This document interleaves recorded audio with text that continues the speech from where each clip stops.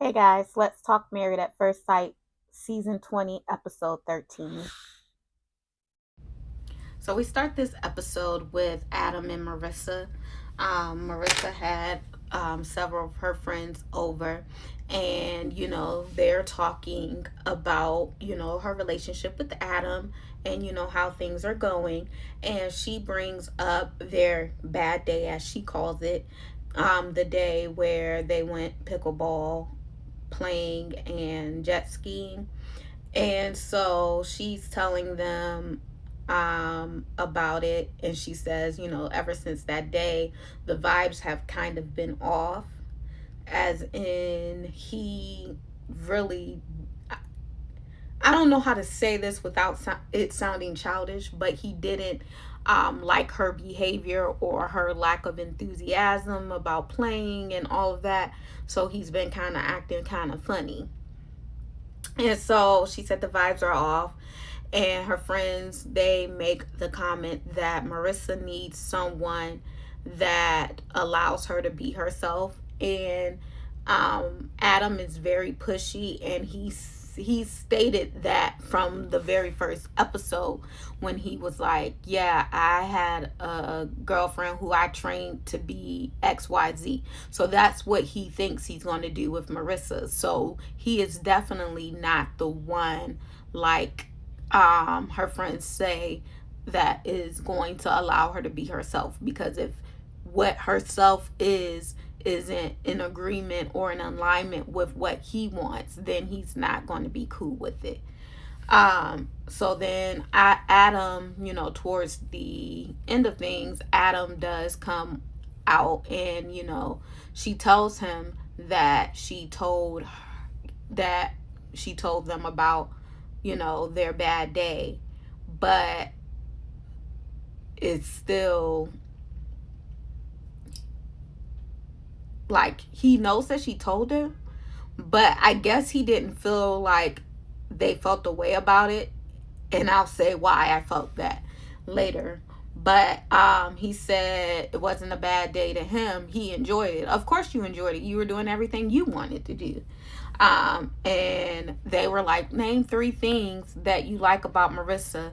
And he named, like, she was funny, but he couldn't name anything else that he does like about Marissa. He doesn't like Marissa. He wants to mold Marissa into what he wants Marissa to be. Next, we have Courtney and Nick. Courtney is still harping on she doesn't feel like Nick is being real. And Nick says that, well, you're not really goofy with me, so I don't really get to show that side of me. You're goofy with everyone else, but with me, it's not really like that, so I don't really feel comfortable doing that. And she says she feels like what she does is shutting him down for being him. And he said that that is kind of what's happening. And then he says, you never compliment me or anything. And she was like, of course I do. And then he was like, you only do it in group settings. And so then she got upset about that. And so my observation is that Courtney is not easy for Nick to be comfortable around, and that's just the truth of the matter. She says that Nick says that he thinks that Courtney is projecting from her past relationships, and that is definitely probably a true statement. Nick, I noticed, wasn't wearing his ring when they went to the group session. He said he's being himself, and he doesn't feel they have a romantic connection. And she says that she doesn't feel like she can be enough for him, and that he doesn't listen to what she's saying. And it came down to the experts asking them if they see moving forward, if they see if it is as an option, a viable option. Meanwhile, we have Michelle and Cameron. He said that he had a bad day. He yelled at his team, and she says she's never seen him angry. He says he's worried that the passion might go away. Here we go with the passion again. Are you taking notes from Felipe? Well, I thought we all agreed to not to whatever Felipe is doing, do the opposite. But I digress.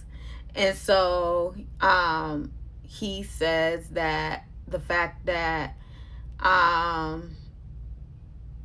she says she feels like relationships are more than passion, which they are.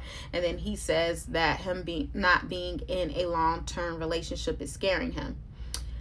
Then we have Caitlyn and Devin. She thinks that he's trying to pull a emotional response out of her, i.e. their situation at the last group dinner when he, expressed his feelings. He said that he'll try to be more cognizant of speaking up in the moment so that she doesn't feel like he's trying to evoke an emotion out of her. She said he was like, well, maybe we can cuddle at the end of the day. She was like, I like to sit on the other side of the couch and maybe like throw my leg across you. And he was like, well, I can do that. And I'm like, she ain't cuddling with you, homie. She ain't trying to do all of that. Ain't trying to go there with you. But then we have Belle and Mecca, and they were discussing their childhood, and he commented about how he was jealous of his siblings because they got to grow up with their mom, but he didn't. And she said that she was extremely poor, and he thinks he was too bad to deserve good things or nice things. So he said he didn't have a cell phone until he was a senior in high school and all of that, smartphone and all of that. So because he was too bad for good things. He stated that he peed in the bed until he was 13, and I wrote that I think that Logic abused him because the things that he's expressing seems like the things that happen to an abused child. She said that even though they didn't have a lot of money and they were extremely poor, they always managed to do something for their birthdays. And so that's why birthdays are so important to her, which her birthday is coming up. Mecca did listen to that. And she said okay. But yeah, she says that she works so hard because she doesn't want to experience anything like that again. And so he planned an elaborate birthday where he decorated and bought her a cake and gifts, and then he ruined it all by the whole love conversation. I think that he is in love with Belle, but instead of giving into the love, he sabotages instead to show like, see, I knew it wasn't going to work anyway. And it's getting very old. And he needs to seek help and go to therapy or something. Meanwhile, we have Tori and Felipe. She told her sister about what happened at the group dinner, and she said she doesn't have time for a Build-A-Boy. Tori thinks that he is baby, and she doesn't like it. She says that his dad helped him get a job, and that his mom and sister do everything for him. She hasn't seen anything that he does for himself. She says there's no security with him. She says that if today was decision day, she would say no. And she doesn't trust that he can take care of her dog. She then asked him for help, and he said that he can help and contribute, and said that he can step up. And I feel like there's some type of disconnect with Felipe. I'm just not feeling him. Then we have Nikki and Sean. They are getting along better. They're talking about their financial goals, and they seem to be financially aligned. And I feel like they're being very fake.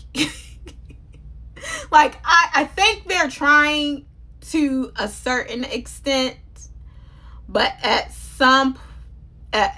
part of it is fake too. I'm just not feeling it for Sean and Nikki, and it's more so Sean than Nikki that I'm not feeling. But yeah, that was Married at First Sight season 13. I'll be back tomorrow.